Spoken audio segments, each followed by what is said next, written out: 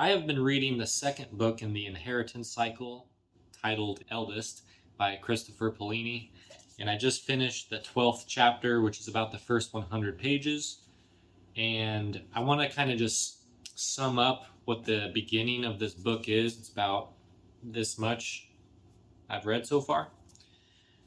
And if you'd like a recap of the first book, I did read a synopsis of that in a video. But they've also made a movie that you could watch that stars John Malkovich as Galboratrix, the main king, the villain. So not the protagonist, but that movie was not super well received at the time. It's not the worst I've seen, but does it adapt well to the actual books? I think it could be better. I would love if someone like Peter Jackson or something, could adapt it, but we maybe never get that wish. So that's why I'm rereading the books that follow Eragon. So this is the second book. It starts out, and going forward there will be spoilers. So go watch the synopsis first if you want to kind of catch up at the beginning. So the book here begins kind of after the war that ends at the end of Eragon, or not the war, but the battle that happens at Farthendur, I think it's called, which is where the Varden are headquartered at. And in the battle, Eragon, with the help of Arya, I think is how I'll pronounce her name. If I mispronounce names, I apologize. They're kind of elven and dwarvish and weird sometimes. But they managed to kill a very strong magician named Durza. And he was one of the right-hand men, so to say, or the commanders for Galbatorix, the king, the evil king. And so following the war, Eragon started getting titled the Shade Slayer.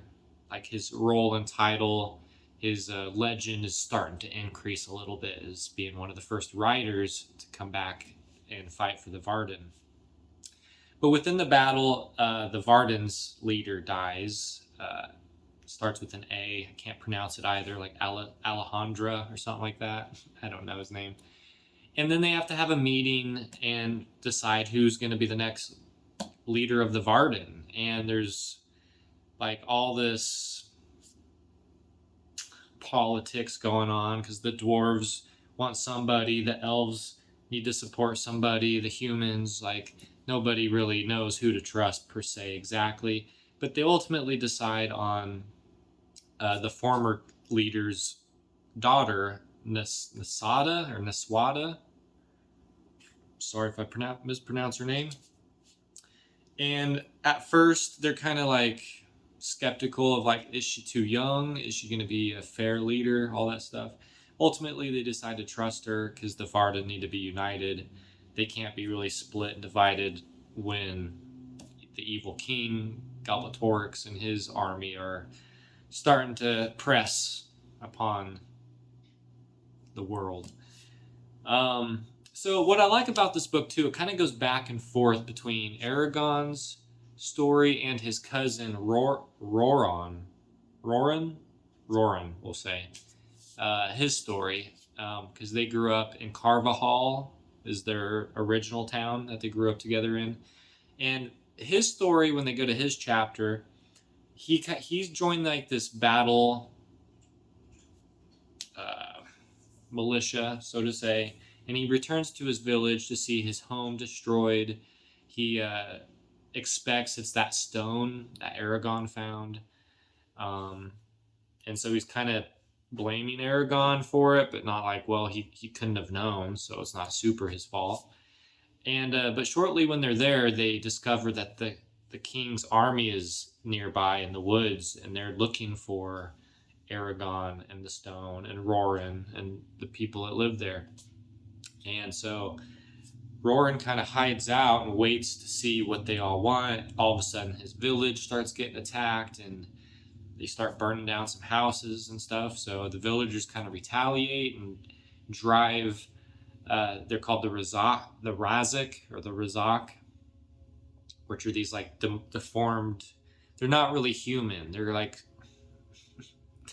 magic too, but they keep their face shielded and everything. So yeah, Roran comes back to his village, tries to defend it, and rebuild and get his woman Katrina that he's been in love with, but her dad doesn't approve, and even her dad, his name's Sloan, is just like saying like, "Give Roran to the Razak, like he's one man's life's not worth risking the whole village," and he's just like wants to freaking kill wants his daughter's boyfriend to be killed basically, and they're trying to get hitched, but they want his approval. So it's kind of like, ah, damn it, man, what a mess. So anyway, then it goes back to Eragon's story. They're fixing to leave for them doer and go to the elves so he can get properly trained, because it was kind of mostly luck that Eragon killed Durza. He probably couldn't have done it without Arya's help, and he got injured in the process, so he's not as strong as before, and there's some other crap going on that isn't too good.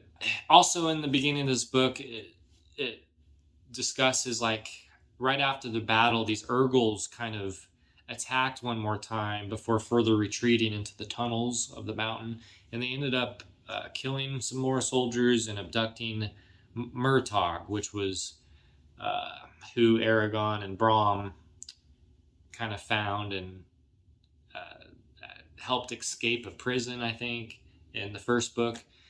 So Eragon basically believes him to be dead at this point, so he's mourning the loss of Murtagh, which felt kind of like a brother to him at that point, as well as the former Varden's king when they were doing his funeral.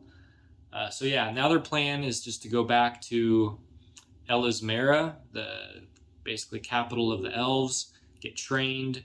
Neswada, the new leader of the Varden, also asked Eragon to kind of make his presence more known and spread the rumors and legends that he killed a shade, just to kind of start to help recruit more people that are within the Empire's cities, because Neswada was saying that their numbers are dwindling, their resources are down, the recruits are low, so they need to like inspire more people to let them know like, hey, a rider has returned and he's going to help the Varden restore peace amongst the land. So that's kind of the first 100 pages in the book Eldest. I read the series like a decade ago. I have such good memories of it. I put this on par with like Lord of the Rings, honestly. So don't let the movie fool you. If it's not a bad movie, like I said, you should definitely check it out. But the books are better, is what I'm ultimately pitching. You should definitely read them, because this is when it really starts to get good. I feel like the first 100 pages. It's like they're preparing a little bit. They're cleaning up the mess from the battle of the first book, and then now they're like, okay, now we know the threat. We need to get you trained to at least be on par with the elves and their strength and their magic, and for the battle ahead. So the next book after this, you can see behind me, is Brisingar, and then the last book is called Inheritance, which, yeah, I kind of forgot what happened at the end of the story ultimately, so I'm excited to get to those. If you like these book summaries, I'm going to ultimately maybe try to do a few more on this book, because I can't read title by title anyway. It'd take too long.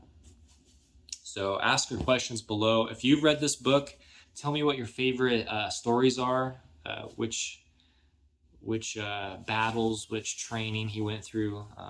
What do you remember from reading The Inheritance Cycle?